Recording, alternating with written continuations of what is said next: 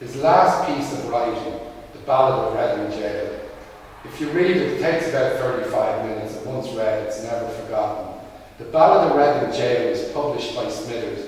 I was doing this with Come Down with me, and you were fast asleep. Sorry to embarrass you there. The Ballad of Reading Gaol was published by Smithers in London on the 13th of February 1898, and it sold out in the first print. It was not until the 7th edition that the title page bore Oscar's name. Before that, it simply carried the inscription C33, Oscar's prison number in Reading, referring to Block C, 3rd floor, 3rd cell. It is about the cruelty of prison life and in memory of C.T.W., sometime trooper of the Royal Horse Guards. He was hanged for killing his wife in a crime of passion.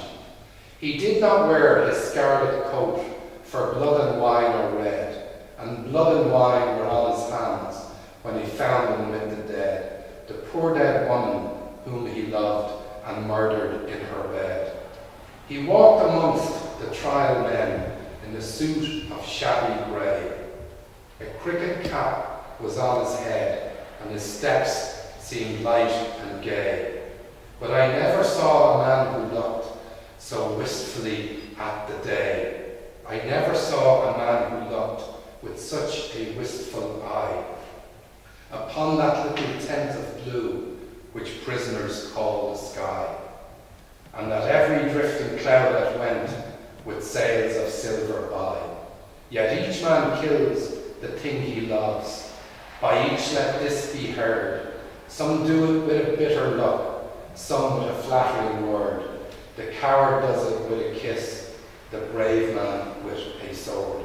On the back of Oscar's tomb it reads, an alien's tears will fill for him, pitied long broken urn, for his mourners will be outcast men, and outcasts always mourn.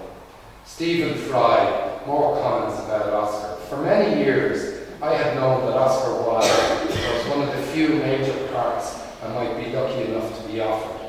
I had been told this since I was quite young, and was told it with gathering frequency as my girth thickened and the flesh in my face began to record every plate of pasta and every glass of vodka and tonic that had been pushed through it. Neil Tennant of the Pet Shop Boys. He invented the idea of an alternative form of rebellion.